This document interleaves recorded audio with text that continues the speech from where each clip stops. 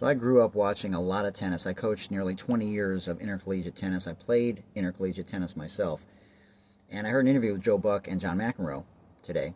Watched the interview.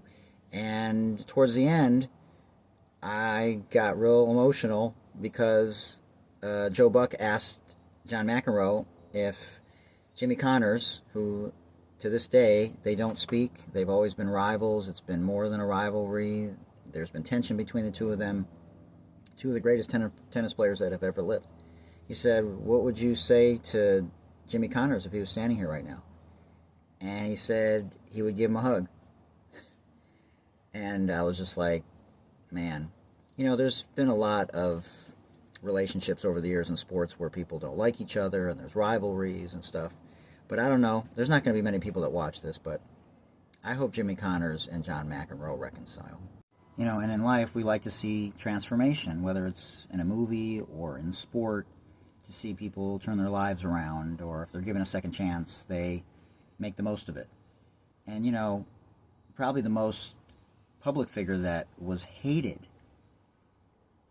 in terms of popularity was Martin Luther King. He had about a 25% approval rating when he was alive. And now I would venture to say it's probably anywhere from 75 to 90%. And in sports, we've heard of, obviously, Michael Jordan and Charles Barkley. And Charles Barkley has said many times that he would gladly reconcile with Michael, but it's more the ball's in sort of Michael's court, so to speak. And I remember in tennis, I hated Andre Agassi when he had the long hair, and there was one time when he caught his opponent's serve and was basically like, can you serve harder than that? And then we loved Andre Agassi at the end.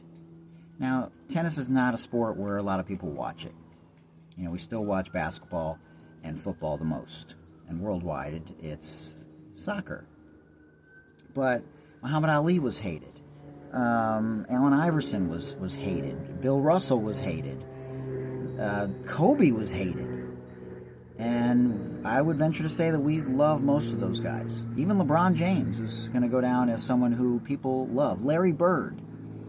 And, probably George Foreman too. And there's probably a lot of football players, once they retired, that we sort of flipped the script and, we now not necessarily adore them, but we appreciate them. And so I just wish that these two guys would reconcile before it's too late, because I think it would be great for the sport. And I don't know, I grew up watching tennis, and if this ever took place, I think it would be an amazing thing. Let me know what you guys think.